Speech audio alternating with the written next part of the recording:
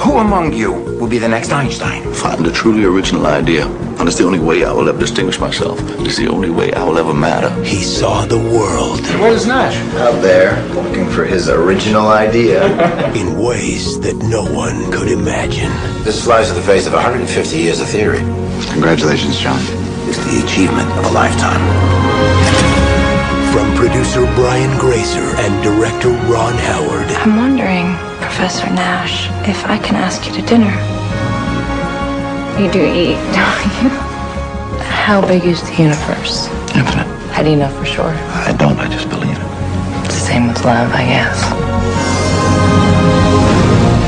The extraordinary gift What can I do for the Department of Defense? that set him apart.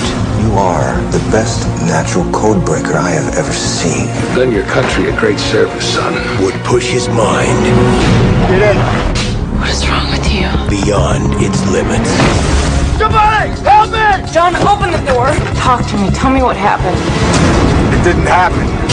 This is not what I signed on for. I'm not leaving. Stop! You can't reason your way out of this. Why not? Why can't I? I need to believe that something extraordinary is possible.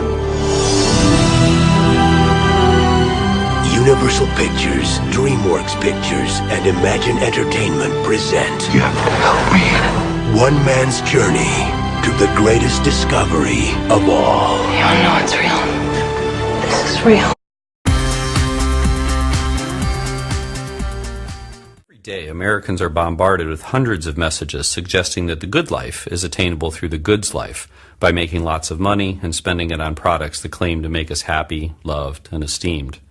On the news shows, we hear a near constant refrain from economists and politicians about the importance of consumer spending and economic growth. And around $150 billion are spent most years to embed consumer messages in every conceivable space, from TV shows and websites to public bathrooms and escalator handrails.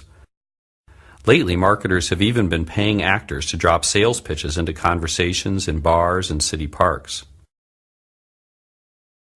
But commercialization and consumerism also reach deeper, worming their way into people's psyches and encouraging them to organize their lives around higher salaries and owning more stuff. Unfortunately, this can come at a high price for the well-being of both people and the planet. Research consistently shows that the more that people value materialistic aspirations and goals, the lower their happiness and life satisfaction, and the fewer pleasant emotions they experience day to day. Depression, anxiety, and substance abuse also tend to be higher among people who value the aims encouraged by consumer society. Strong materialistic values also influence our social relationships and thereby affect other people's well-being. Scientists have found that materialistic values and pro-social values are like a seesaw. As materialistic values go up, pro-social values tend to go down. This helps explain why people act in less empathic, generous, and cooperative ways when money is on their minds. When people are under the sway of materialism, they also focus less on caring for the earth. The same type of seesaw is at work here. As materialistic values go up, concern for nature tends to go down. Studies show that when people strongly endorse money, image, and status, they are less likely to engage in ecologically beneficial activities like riding bikes, recycling, and reusing things in new ways. Clearly, if we hope to have a happier, more socially just, and more ecologically sustainable world, then we need to develop ways to diminish the power of materialistic values in our personal lives and in society. Two basic principles for change can help frame the way forward. First, we need to understand what causes people to prioritize materialistic values. For instance, studies show that people focus more on material things when they feel insecure.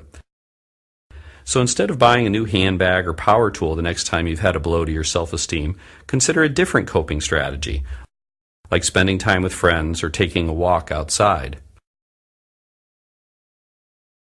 Scientists also know that the more that people are exposed to the media, the more they prioritize materialistic values.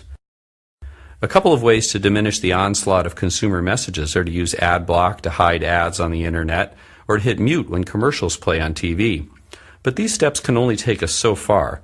We also need to get active and start to remove advertising from public spaces and from our children's schools so that people aren't exposed to materialistic messages so often.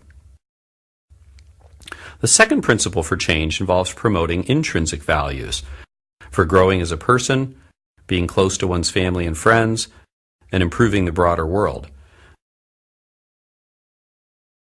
The research shows that intrinsic values not only promote personal, social, and ecological well-being, but can also act to immunize people against materialism. It's that seesaw again. As intrinsic values go up, materialistic values tend to go down.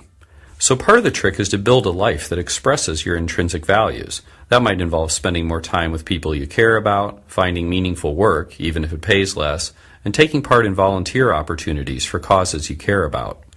But again, changing our lifestyles is not enough. We also need to advocate for policies that promote intrinsic values. For example, countries like France and Bhutan have recognized that they can't only focus on GDP and other measures of economic growth. Now they are starting to regularly assess citizens' well-being and sense of connection to their communities so as to develop policies that truly encourage these intrinsic values. Similar efforts are underway in some parts of the United States, but they need more support. The grip that consumerism and commercialism have on our world can seem inescapable, and there are certainly powerful forces that push materialistic values on us. But by making changes in our personal lives and by working for broader societal changes, we can break the hold of materialism and be freer to live our intrinsic values. That, in turn, would help us to take important steps toward greater personal well-being, a more humane society, and a more sustainable world.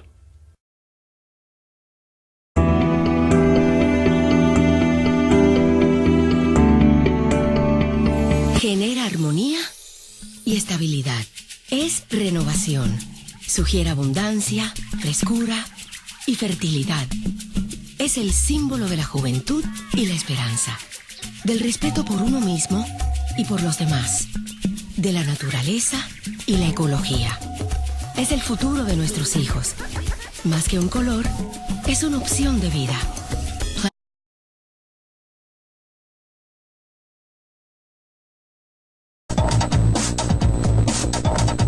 La mujer contesta una llamada y se nota algo molesta. Camina y bota intencionalmente su dinero. El señor de gorra roja y camisa de rayas que está enfrente de ella la mira y se da cuenta de que se le cae el billete. Lo recoge y se va detrás de ella. ¿Por qué usted tomó la decisión de entregarle el dinero y no quedárselo? Porque eso viene inculcado en los valores que papá y mamá nos han regalado. Realmente pues no es mío, pues hay que entregarlo.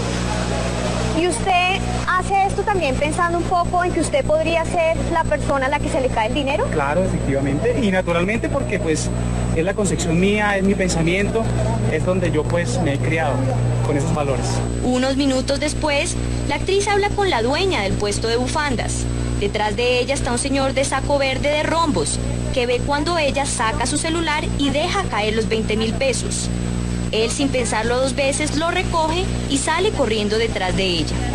¿Por qué lo devolvió? Era de ella, se le había caído. ¿Y es un ejemplo para qué? ¿Para que la gente lo devuelva o qué piensa usted al respecto? No, primero lo hago porque yo creo en eso. Y segundo, por el ejemplo a mis hijos. Ok, muchas gracias.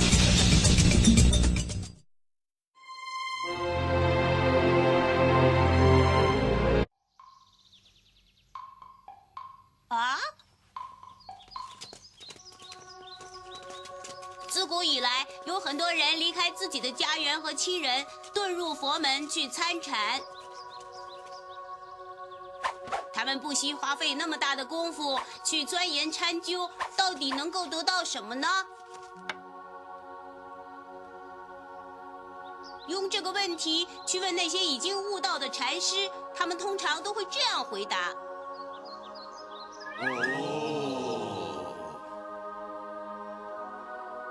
当人停止分别、妄想和思维活动的时候，理事二障也会随之而消失，那内心就会充满了安详，那很自然就无处不。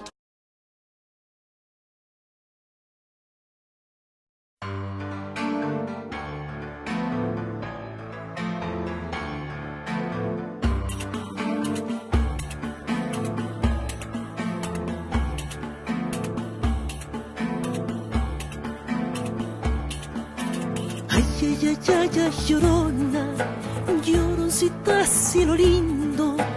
Ay, ay, ay, ay, ay, llorona, lloroncita, cielo lindo. Ayer te vi penando, llorona, debajo de un tamarindo.